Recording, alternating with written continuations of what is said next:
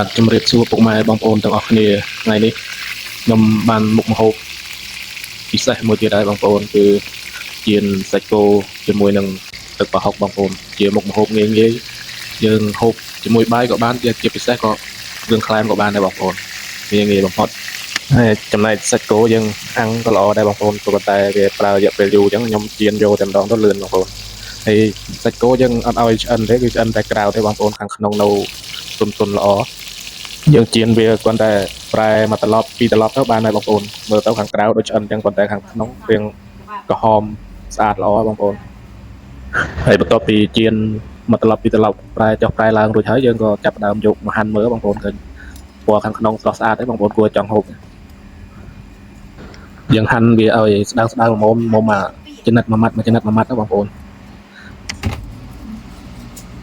បាទបងប្អូនឃើញពណ៌ខាងក្នុងស្រស់ស្អាតគួរចង់ហូបទេបងប្អូនខ្លះគាត់អត់សូវចេះហូបប៉ុន្តែខ្ញុំចូលចិត្តបែបហ្នឹងបងប្អូនគេហៅជាប់ភ្នូនហើយបើបងប្អូនចូលចិត្តឆ្អិនល្អក៏ជៀនឲ្យឆ្អិនទៅប៉ុន្តែខ្ញុំប៉ុណ្ណឹងល្មមមក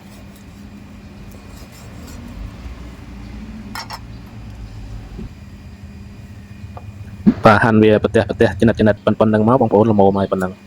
ហើយបន្ទាប់ពីយើងហាន់សាច់គោរួចរាល់ហើយយើងក៏ចាប់ដើមធ្វើទឹកប្រហុកម្ដងបងប្អូនទឹកប្រហុកអត់មានអីញ៉ៃច្រើនទេបងប្អូនរបៀបសាមញ្ញលក្ខណៈខ្លួនខ្ញុំផ្ទាល់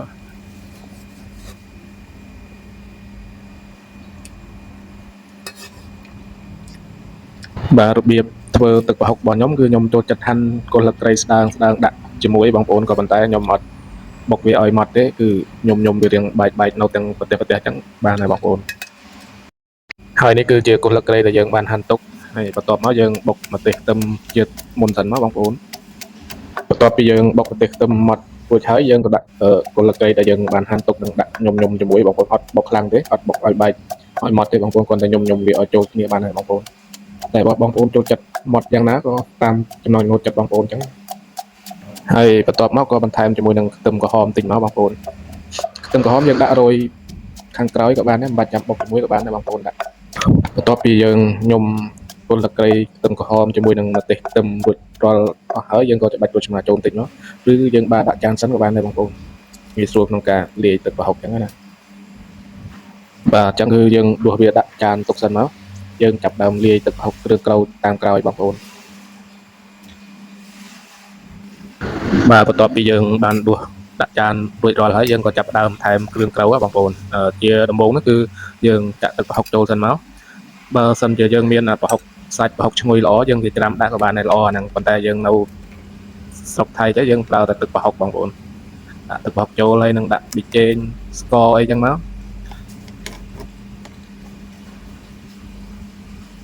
បាទយើងដាក់ប៊ីចេងស្ករទៅតាមដែលទម្លាប់យើងធ្លាប់ហូបប៉ុណ្ណាយើងដាក់ប៉ុណ្ណឹងមកបងប្អូនហើយបើសិនជាមិនទាន់ជូរទេយើងក៏ច្បាច់ក្រូចឆ្មាថែមមកបងប្អូនហើយបន្ទាប់ពីដាក់ប៊ីចេងស្ករច្បាច់ក្រូចឆ្មាច្បាច់អីហើយយើងចាប់ដើមកូរច្បល់វាឲ្យចូលជាតិគ្នាបងប្អូនបាទបន្ទាប់ពីយើងកូរច្បល់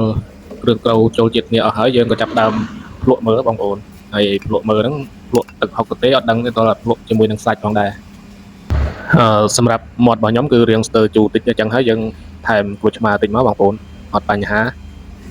បាទបន្ទាប់ពីគ្រឿងក្រូចទឹកប្រហុកលាយរួចរាល់អស់ហើយសាច់ក៏បានហាន់រួចអស់ហើយបងប្អូនតោះហូបជុំគ្នាបងប្អូនបាទសាច់គោជៀនទឹកប្រហុកមានតែប៉ុណ្្នឹងឯងបងប្អូនសង្ឃឹមថាបងប្អូនទស្សនាហើយនឹងពេញចិត្តហើយនឹងជួយចុច like ចុច comment ម្នាក់មួយដើម្បីជាការលើកទឹកចិត្តក្នុងការបន្តធ្វើវីដេអូតទៅមុខទៀតផងបងប្អូនបាទសូមអរគុណបងប្អូននិងសូមជម្រាបលាជួបគ្នានៅវីដេអូក្រោយជាបន្តទៀត